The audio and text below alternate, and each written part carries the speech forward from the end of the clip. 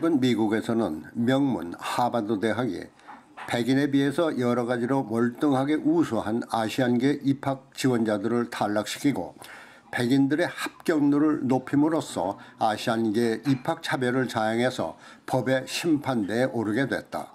이 문제는 앞으로 법원 판결로 결말이 나겠지만은 적어도 인권을 존중하고 평등 사회를 지향하는 미국으로서는 도저히 납득할 수 없는 사건이다. 그러나 미국을 깊숙이 들여다보면 원인을 파악할 수가 있을 것 같다. 흑인에 대한 인종차별로 시작된 미국의 인종차별은 지난 1960년대 민권법이 제정되기 전까지 어느 정도였는가 실대 상황들이 있었다. 예로 1950년 2차 대전이 끝나고 백인 병사와 흑인 병사가 한조가 되어서 독일군 포로를 이송하는 과정에서 텍사스의 한 식당에서 일어난 일이다. 인종차별이 정상화됐던 당시에 식당 주인은 백인인 적국의 독일군 포로는 식당 내에서 식사를 하도록 했지만은 미국인인 흑인 병사는 거부당하며 식당 밖에서 식사를 했던 사연이 보도가 됐었다. 그리고 PGA 미국 골프 투어에서는 아예 백인 조항까지 만들어 흑인 선수들의 참여를 봉쇄했었다. 그러나 61년 민권운동과 함께 조항이 폐기되고 타이거 우즈라는 걸출한 골퍼가 탄생하고 백인 골퍼의 길을 꺾어 놓음으로써 백인은 우수하다라는 통념에 쐐기를 박는 계기가 되기도 했다.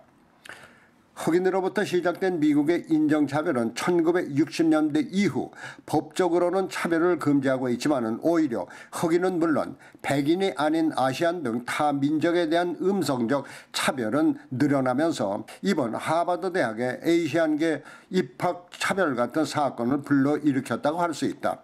이와 같은 아시안에 대한 차별은 백인들만이 우수하다는 선입감에 상처를 입게 되어서인지 모르겠지만 다른 한편으로는 아시안계는 영원한 이방인으로 보는 백인들의 선입감이 더해진 것일 수도 있다.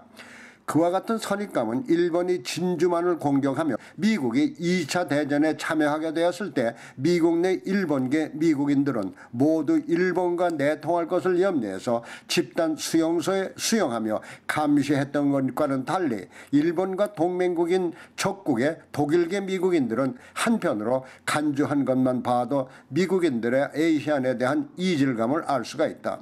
아마도 이번 하버드 대학의 아시안계 입학을 견제했던 것도 아시안을 보는 백인들의 이와 같은 잠재의식일 수도 있다. 그러나 다행한 것은 이와 같은 음성적 차별이 노출이 되어서 법의 심판대에 오르게 되면 미국의 법원은 법의 원칙에 따라 공정한 판결을 내려서 바로 잡아준다는 것이다.